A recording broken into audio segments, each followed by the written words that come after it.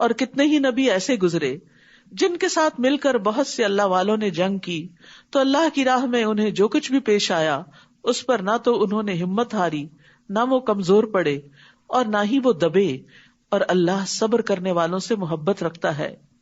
اور ان کی کوئی بات سوائے اس کے کچھ نہ تھی کہ انہوں نے گڑ گڑا کر کہا ربنا اغفر لنا ذنوبنا واسرافنا فی امرنا وثبت اقدامنا وانصرنا علی القوم الکافرین، اے ہمارے رب ہمارے گناہوں کو اور ہماری کسی بھی معاملے میں کی گئی ہماری زیادتیوں کو بخش دے اور ہمارے قدموں کو جما دے اور کافر قوم کے مقابلے میں ہماری مدد فرما۔ تو اللہ نے ان کو دنیا میں اچھا بدلہ عطا کیا اور آخرت کا بدلہ تو کیا ہی اچھا ہے، اور اللہ احسان کرنے والوں سے محبت رکھتا ہے۔ محسن کون ہوتا ہے؟ جو دوسرے کے مقابلے میں زیادہ بہتر رویہ اختیار کرے۔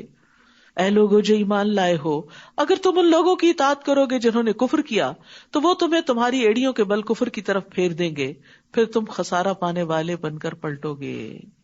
بلکہ اللہ ہی تمہارا مولا ہے اور وہ مدد کرنے والوں میں سب سے بہتر ہے۔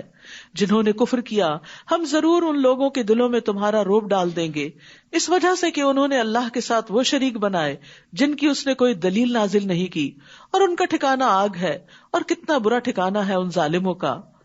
تو یاد رکھیے کہ شرک جو ہے زندگی میں خوف اور بے برکتی کا باعث ہوتا ہے، اور یقیناً اللہ نے تم سے اپنی مدد کا وعدہ سچا کر دکھایا جب تم انہیں اس کے حکم سے قتل کر رہے تھے، یعنی جنگ احد کے موقع پر، یہاں تک کہ جب تم نے بزدلی دکھائی اور رسول کے حکم کے بارے میں باہم جھگڑا کیا، یعنی ان کی بات نہ مانی، اور جو ہی اس نے تمہیں وہ چیز دکھائی یعنی مال غنیمت جس سے تم محبت رکھتے تھے، تو تم نے رسول کی نافرمانی کی، کیونکہ تم میں سے کوئی وہ ہے جو دنیا کو چاہتا ہے اور تم میں سے کوئی وہ ہے جو آخرت کو چاہتا ہے۔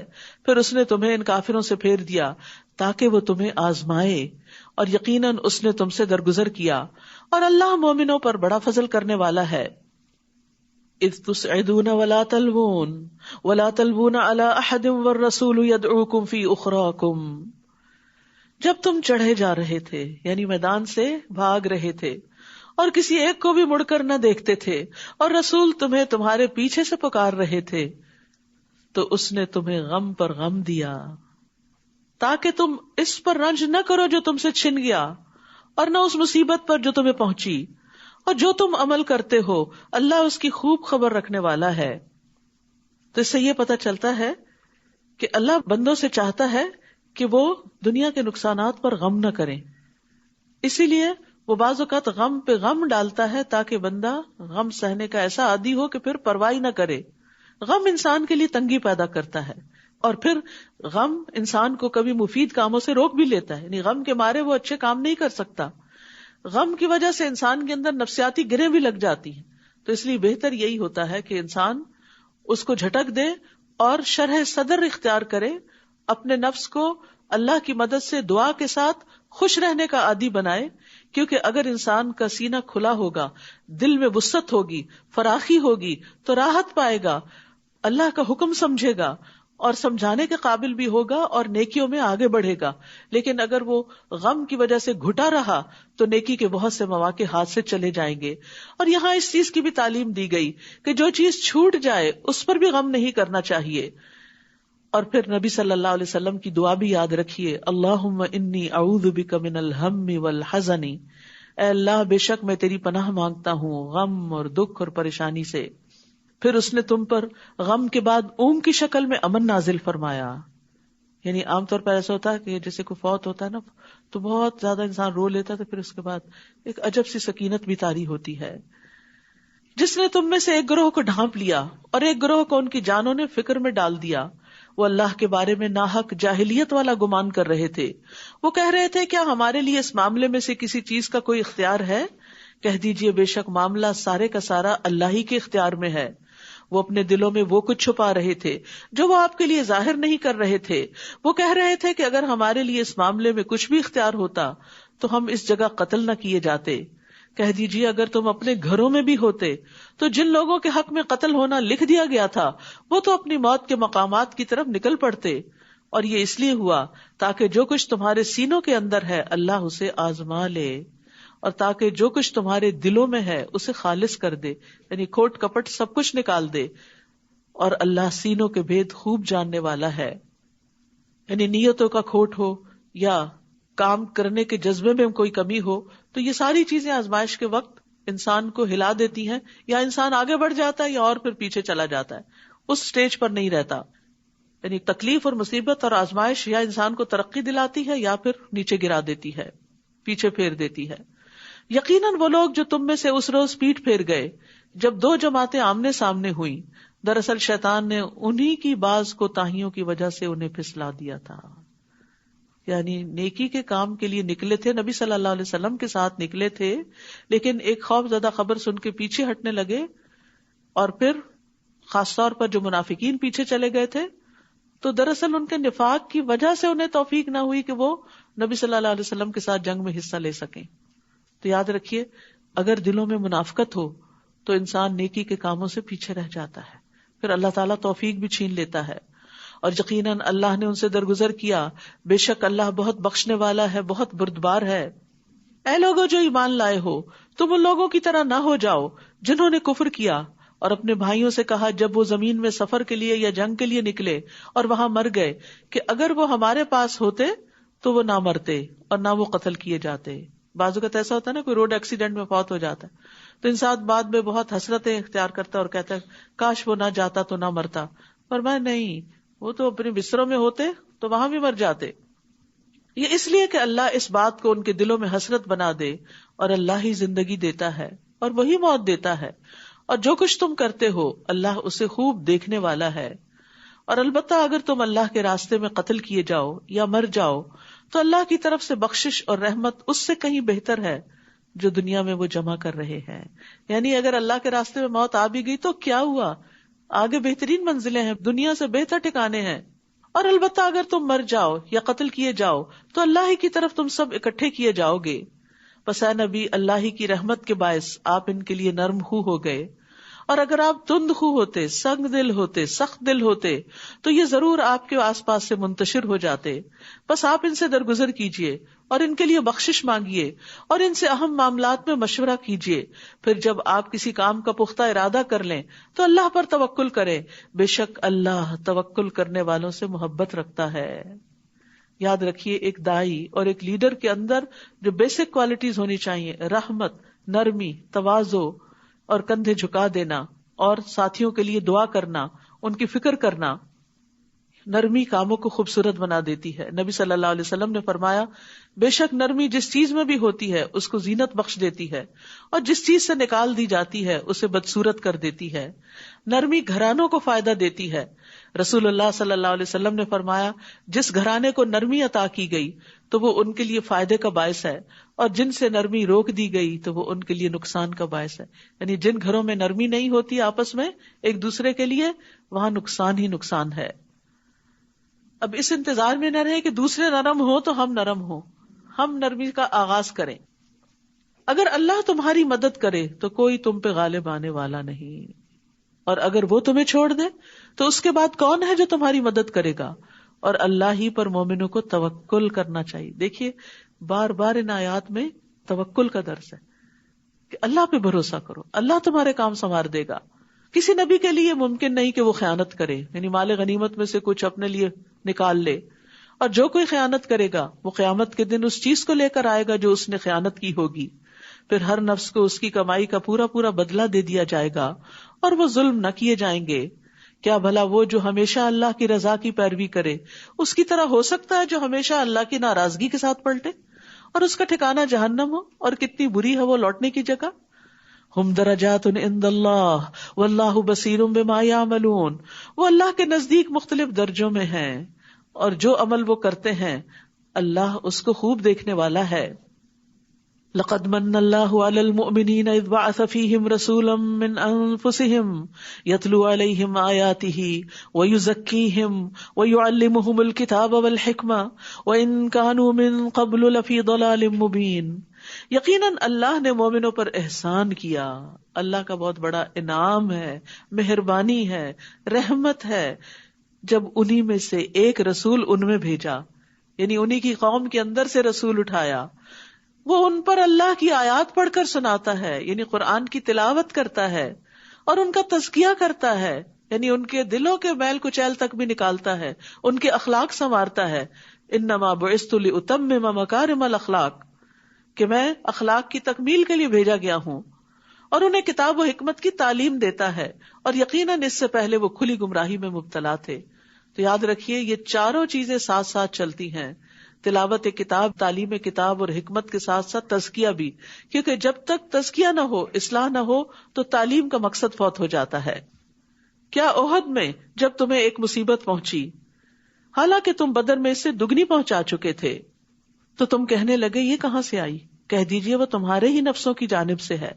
بے شک اللہ ہر چیز پر خوب قدرت رکھنے والا ہے. اور جو مصیبت تمہیں اس روز پہنچی جب دو جماعتیں آمنے سامنے ہوئی، تو وہ اللہ کے اذن سے تھی. کیونکہ مسلمان حیران ہو گئے کہ اللہ کے رسول ہمارے ساتھ ہیں اور ہم اللہ کی خاطر نکلے ہیں، تو یہ نقصان کیسے ہو گیا؟ کیونکہ بعض اوقات آپ کہتے ہیں نا میں تو دین کے کام کے لیے نکلی تھی، تو نقصان کیوں ہو گیا؟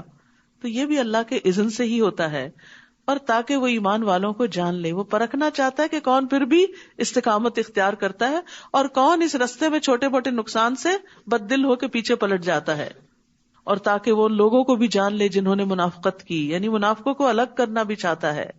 اور جب انہیں کہا گیا کہ آؤ اللہ کے راستے میں جنگ کرو یا دفاع ہی کرو، تو کہنے لگے اگر ہم جنگ کرنا جانتے ہوتے تو ضرور ہم تمہاری پیروی کرتے، تمہارے ساتھ آتے. وہ اس دن ایمان کی بنسبت کفر کے زیادہ قریب تھے، کیونکہ ایمان والوں کا ساتھ نہیں دیا تھا. وہ اپنے منہوں سے وہ کچھ کہہ رہے تھے جو ان کے دلوں میں نہیں تھا، اور اللہ اس کو زیادہ جانتا ہے جو وہ چھپاتے تھے. یہ وہ لوگ تھے جو خود تو پیچھے بیٹھ رہے اور اپنے لڑنے والے بھائیوں کے بارے میں کہنے لگے کہ اگر وہ ہماری بات مانتے تو وہ قتل نہ کیے جاتے. کہہ دیجئے اگر تم سچے ہو تو اپنے آپ کو موت سے بچا کر دکھاؤ. اور وہ لوگ جو اللہ کی راہ میں مارے جائیں، آپ انہیں ہرگز مردہ خیال نہ کریں، بلکہ وہ زندہ ہیں، اپنے رب کے پاس رزق دیے جا رہے ہیں. سبحان اللہ. یعنی یہ موت نہیں جس کو شہادت کہا جاتا ہے، اور وہاں ان کو رزق بھی ملتا ہے. یعنی عام مومن جب فوت ہوتا ہے تو چاہے وہ آرام کی حالت میں ہو لیکن اس کو رزق نہیں ملتا، وہ رزق جنت میں جا کے ہی ملے گا. لیکن جو اللہ کے راستے میں مرتا ہے اس کو برزخ کی زندگی میں بھی رزق عطا ہوتا ہے.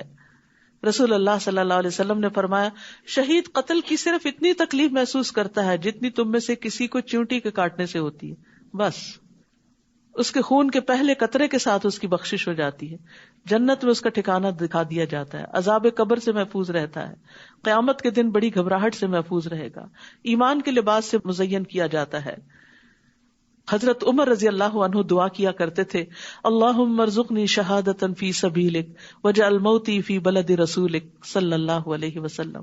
اے اللہ مجھے اپنے راستے میں شہادت عطا کر اور میری موت اپنے رسول صلی اللہ علیہ وسلم کے شہر میں مقدر کر دے، یعنی مدینہ میں موت دینا. اللہ نے انہیں اپنے فضل سے جو کچھ عطا کیا اس پر وہ خوش ہیں، اور جو ان کے پیچھے ایمان والے ابھی تک شہید ہو کر ان سے نہیں ملے ان کے بارے میں بھی وہ خوشیاں منا رہے ہیں. کس بات کی؟ کہ وہ بھی ہمارے نقش قدم پر ہیں، کہ ان پر نہ کوئی خوف ہوگا اور نہ وہ غمگین ہوں گے. جب آپ کسی منزل تک پہنچ جاتے ہیں تو جو دوسرے لوگ اس منزل کے راہ رو ہوتے ہیں ان کے بارے میں بھی آپ خوش ہوتے ہیں کہ جس لائف کو یا جس چیز کو آپ انجوائے کر رہے ہیں وہ بھی وہاں تک پہنچیں گے. تو مومن جو ہوتا ہے وہ دوسرے مومن کی خوشی پر خوش ہوتا ہے، یہ بھی ایمان کی علامت ہوتی ہے. وہ اللہ کی نعمت اور فضل پر خوش ہوتے ہیں. یہ دنیا سے شروع کرنا پڑتا ہے، جب جا کے مرنے کے بعد فضل جب حقیقی شکل میں مل جاتا ہے تو اس پر خوش ہوتا ہے. اور یقیناً اللہ مومنوں کا اجر ضائع نہیں کرتا.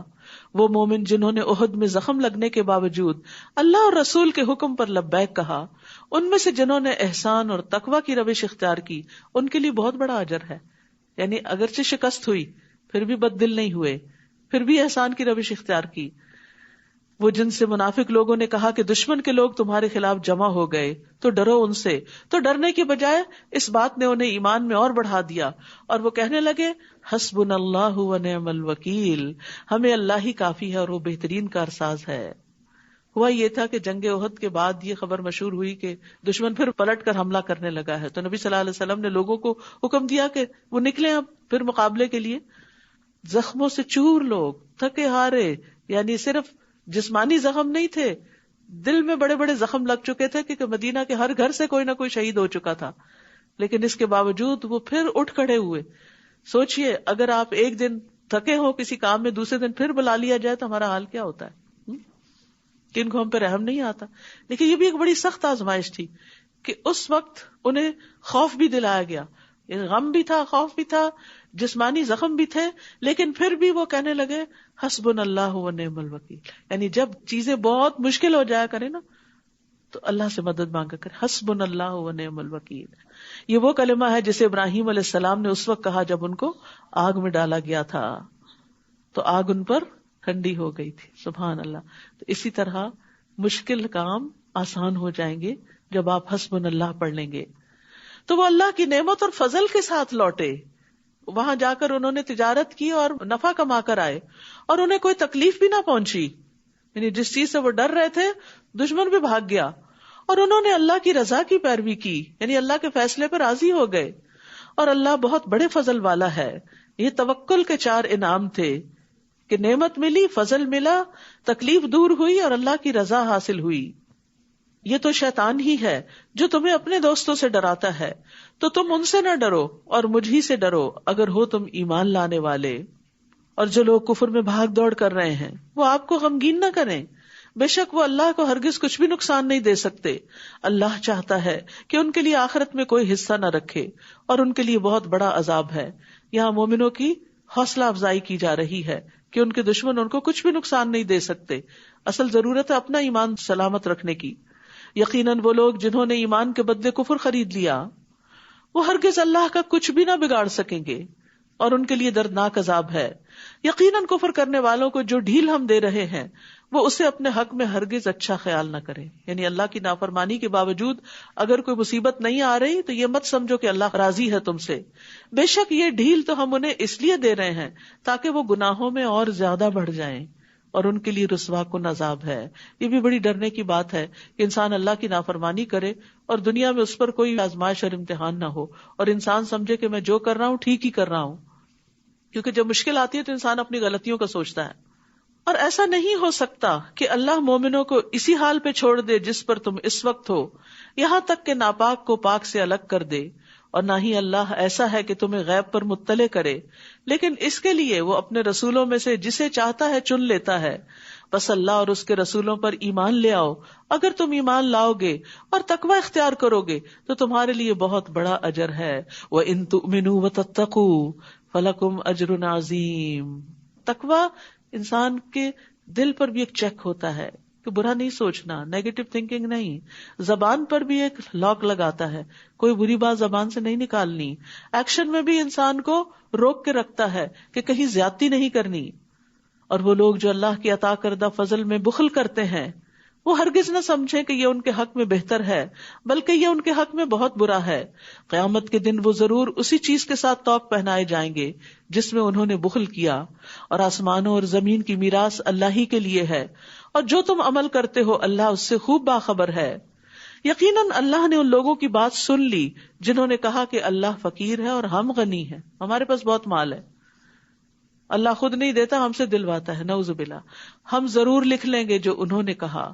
اور انبیاء کا ناحق قتل کرنا بھی، اور ہم کہیں گے چکھو مزہ جلانے والے عذاب کا. ابھی دنیا میں یہ سب باتیں بڑی آسانی سے کر رہے ہو، جب ہماری طرف پلٹو گے پھر دیکھنا کیا ہوتا ہے.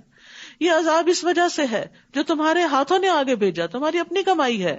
بے شک اللہ بندوں پہ قطعاً ظلم کرنے والا نہیں. وہ لوگ جنہوں نے کہا کہ اللہ نے ہم سے عہد لے رکھا ہے کہ ہم کسی رسول پر ایمان نہ لائیں یہاں تک کہ وہ ہمارے پاس ایسی قربانی لے آئے جسے آگ کھا لے. کہہ دیجئے تمہارے پاس مجھ سے پہلے کئی رسول واضح نشانیاں لا چکے اور وہ نشانی بھی لائے جو تم کہہ رہے ہو. پھر اگر تم اپنی بات میں سچے ہو تو تم نے انہیں قتل کیوں کر ڈالا؟ اب بھی اگر وہ آپ کو جھٹلائیں تو یقیناً آپ سے پہلے کئی رسول جھٹلائے گئے جو واضح دلائل اور صحیفے اور روشن کتاب لائے تھے. کل نفس ذائقۃ الموت، ہر نفس موت کا ذائقہ چکھنے والا ہے. ایک نہ ایک دن موت ہر ایک پہ آنے والی ہے. اور بے شک تم قیامت کے دن اپنے اعمال کے اجر پورے پورے دیے جاؤ گے. لہذا یہ وقت ہے کچھ کرنے کا. تو جو کوئی آگ سے دور کیا گیا اور جنت میں داخل کر دیا گیا تو یقیناً وہ کامیاب ہوا. تو اصل کامیابی کیا ہے؟ فمن زحزح عن النار وادخل الجنہ، آگ سے بچنا اور جنت میں داخل ہو جانا. وما الحیاۃ الدنیا الا متاع الغرور، اور دنیا کی زندگی تو محض دھوکے کا سامان ہے جس کے پیچھے تم بھاگ رہے ہو یہ کام آنے والی نہیں. خوشبخت وہ ہے جس کی موت اس کی رب کی رضا میں آئے، اور دھوکے میں وہ ہے جو دنیا کے سامان پر اور دنیا کی دولت پر انحصار کر کے بیٹھا ہو، جو دنیا کے ذریعے دھوکے میں ڈالا گیا ہو. یاد رکھیے رسول اللہ صلی اللہ علیہ وسلم نے فرمایا جنت میں ایک کوڑا رکھنے کی جگہ دنیا اور جو کچھ اس میں ہے سب سے بہتر ہے. تم اپنے مالوں اور جانوں میں ضرور بضرور آزمائے جاؤ گے، اور تم اپنے سے پہلے اہل کتاب اور شرک کرنے والوں سے یقیناً بہت سی اذیت کی باتیں سنو گے. یعنی جب تم دین پر چلو گے تو تمہیں بہت سی مخالفت کا سامنا کرنا پڑے گا. اس موقع پر کرنا کیا ہے؟ تم بھی بس زبانی شروع کر دو، تم بھی جوابی کچھ الزام لگانے شروع کر دو؟ نہیں. وَإِن تَصْبِرُوا وَتَتَّقُوا، اگر تم صبر کرو اور تقوی اختیار کرو تو یقیناً یہ بہت ہمت کے کاموں میں سے ہے. تو بڑے دل والے ہی بڑی ہمتیں کیا کرتے ہیں اور پھر بڑے درجات پاتے ہیں. تو یاد رکھیے اللہ سبحانہ وتعالیٰ نے یہاں آگاہ کر دیا کہ اپنے آپ کو تکلیف کے لیے تیار رکھو. دین پر چلنا آسان نہیں، رکاوٹیں مشکلیں آئیں گی اور ہر ایک پر آزمائش آتی ہے. رسول اللہ صلی اللہ علیہ وسلم نے فرمایا سب سے سخت آزمائش انبیاء پر، پھر صالحین پر، پھر درجہ بدرجہ عام لوگوں پر، اور انسان پر آزمائش اس کے دین کے اعتبار سے ہی آتی ہے.